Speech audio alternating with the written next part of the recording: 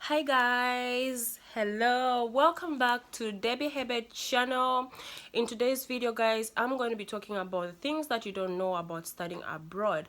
Now before I go straight to the video guys, don't forget to like, share and subscribe, and thank you so much for my returnees, those that have just returned back, thank you so much. And for those that are new on this channel, please don't forget to like, share and subscribe, show some love in the comment section down below guys. Thank you so much for coming back to this channel. So with me, you're going to be seeing me looking down because I wrote down some notes for you guys, and I hope you enjoy this video guys. So let's get straight into the video. So the first point that I have about the things that people don't tell you, that is the hard part, the bad part of studying abroad. Okay, before I tell you about these things guys, I want to tell you that everything that I'm going to mention here is for my my personal experience, what I have experienced here as a foreigner in China. And this also can refer to other students that are studying in other countries, Asian countries that there's a language barrier, or Europe and stuff like that. So I'm going to be mentioning this. I hope, stay tuned please, and hope you get entertained or hope you learn from this video. Okay, so the first point that I'm going to be talking about is homesick. Guys, I don't know about I'm talking to you who is studying abroad. Okay, I don't know about you guys, but for me, when I came to China, the first experience that the first time that I landed China, I really missed home. Yeah, China is beautiful and stuff like that, but the truth is I missed home a lot because I just felt that distance from my family and all that. So I was really homesick, and it's not the first time. Like from the time I came to China, I have been homesick. There are times that I'll just cry because I miss home. I'll cry for no reason because I miss home, and I just want to be with mom. I want to be with my family. I know I might not have a perfect family around. I might not have a perfect family, but I love my family, and just being around my family makes me so happy. Yeah, so I really miss home. Yeah, so that those times that I feel homesick. And the other thing that I'm going to be mentioning here is language barrier. Now I don't know, it's quite easy for people that are studying, that go to study in a different country, right? Like where, for example, you leave Africa, you go to the US to study that side. It's easy, it's straightforward because it's English. You go to UK, it's English, so it's okay. You can understand. But if you're going to study, like for example, I am in China, right?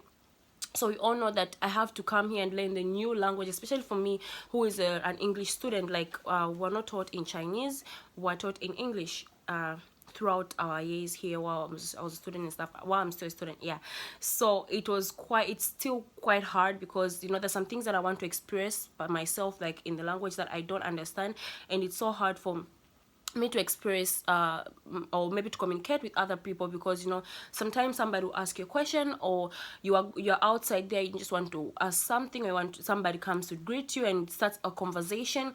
It's so hard to just come out and stuff. And also when it comes to the hospital, because I'm doing internship right now, so when it comes to the hospital guys, it's quite hard, like finding doctors that can speak good English to make me understand and explain those stuff for me. So you find that sometimes even for them it's so hard to express themselves in English because it's not their mother, it's not their it's not their native language, so it's so hard for them too.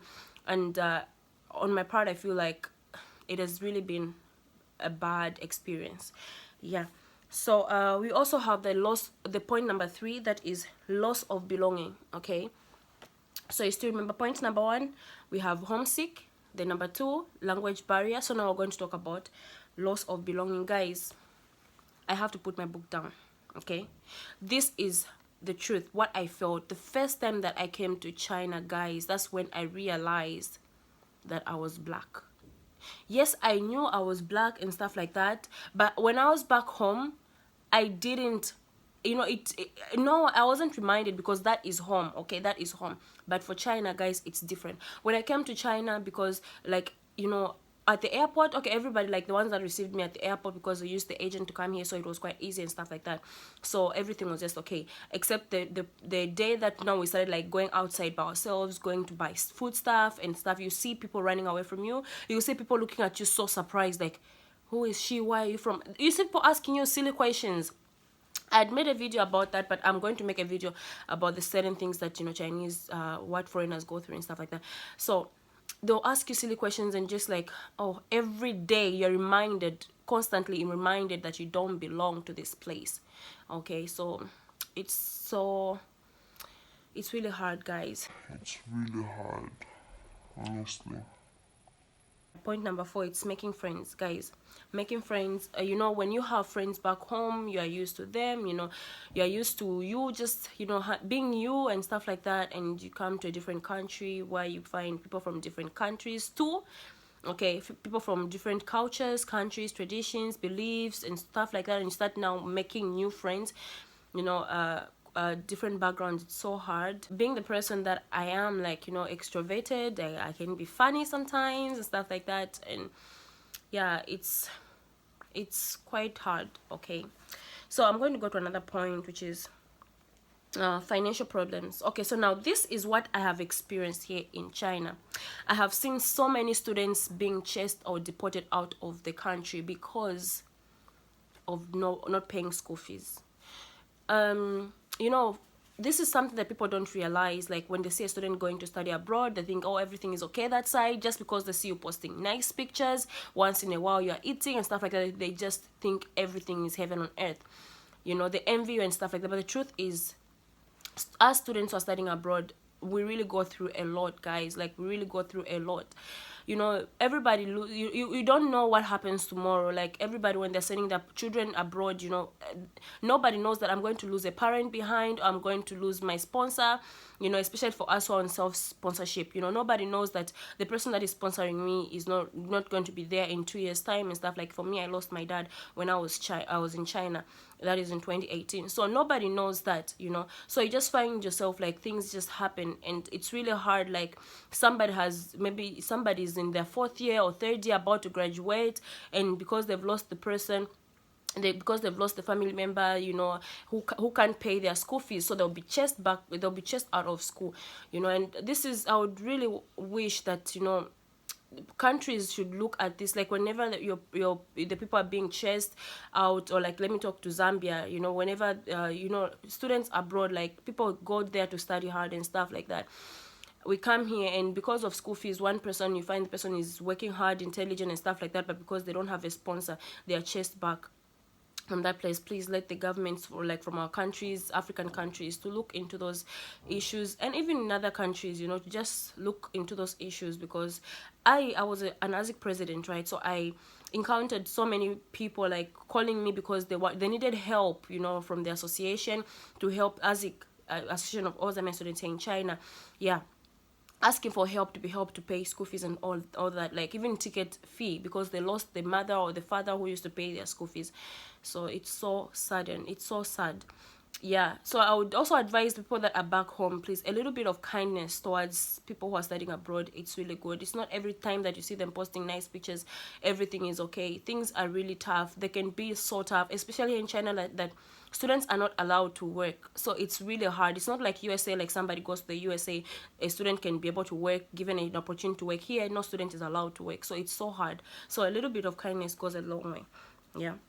So I'm going to talk about the other part. I'm going to talk, connecting to financial problems. You know, you find, like, even cost, like food cost every year, school fees that needs to be paid every year. You know, every day you need food, you need clothing, you need, you know, bathing stuff, you just need a lot of things, you know. And also, when you don't have money, that means you can't pay your visa. When a visa is expired, you're deported, right? Yeah, because here they don't joke with money. They don't joke with money. If you can't pay school fees, you have to go back to your country, full stop. So I'm going to go to the next point, which is culture shock. Guys, when I came to China, like, I was so shocked, like, in the lifestyle. Okay, I was really shocked, especially that you go outside, an old man will come and spit saliva next to you, like, not saliva, you know, that thing, like, with somebody, like, you know, that, I don't know how you call it, but it's so disgusting. You know, the mucus, starfish, like, you know, from the mouth gets, and then spits in front of you. Can you imagine how disgusting that is? For me, in my country, we don't spit like that. Like, you see somebody's eating, you even spit in front of them. And for other Chinese people, like, it was just okay. But for me, who is a foreigner here, like, I found it really shocking. You know, their way of living, and just, you know, a lot of things. Their food, it was so confusing for me and stuff. But I'm so happy. Yeah, even right now there's some things that I don't even eat them because I don't understand them. So you cannot eat, or you cannot do something that you cannot understand. Okay, yeah, so that's what happened. So also talk about feeling lonely, guys. That's the, yeah, feeling lonely, or especially like when you leave home and then you have family back home, like, you know, you miss almost all the events. Let me say, like, for me, when I lost my dad, I wasn't able to go back to my country just then, you know. So everybody home gathered except me. And my there's like wedding events, you have, you know, family gatherings, you know, maybe they go out on it on you know, for a dinner, and they get pictures, and you just stay alone, like, just seeing them on me. They send for you, oh, we had this, oh, this and that, you know. So it's just something that is, sometimes you just feel lonely, like, not really, like, oh, you can have friends around, but when you go in your room, like, you just feel lonely, you feel distant, like, from the family, you know, social and emotional support, you know. It's, yeah, feeling so without any social and emotional support from relatives and old friends, you just feel that loneliness like that. And that's why I can say that when I came to China, that's when I knew who are really there for me when it comes to friends and relatives. Because from the time that I came to China, I have seen the people that really, like, are concerned about my health. They'll call me to check up on how I'm doing. I also call them back, you know, we'll chat, to have long conversations. My mom, family, some few relatives, and also some few friends, you know, like, we, at least we still hang out on the phone and stuff like that. Yeah, yeah, but I'm so happy that I got to know the people, to say, okay, this is how things should be, and these are the real people in my life. These are the people that really support me, or these are the people that really love me and just care about me generally. Yeah, so it's these are the few stuffs that I've talked about today. These are the things that people don't tell you, okay? These are the things that people don't say.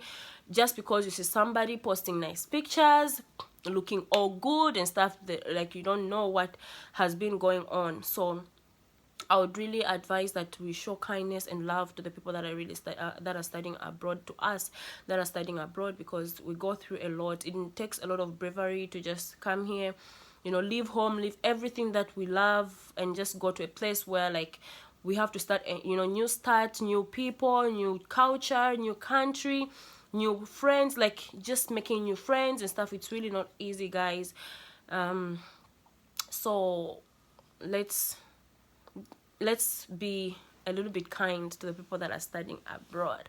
Okay, so those are the few stuff that I had for you in this video, the things that you should know about people that are studying abroad. Yeah, this is the hard part that people rarely talk about. Okay, so everything has got its own advantages and disadvantages, so stay tuned for the next, in the next video I'm going to be talking about the advantages of studying abroad. Go, stay tuned, guys. Don't forget to like, share and subscribe to this channel, guys. Show me some love, show me some love. I'll really appreciate it, guys. Thank you so much for those that have just subscribed to my channel.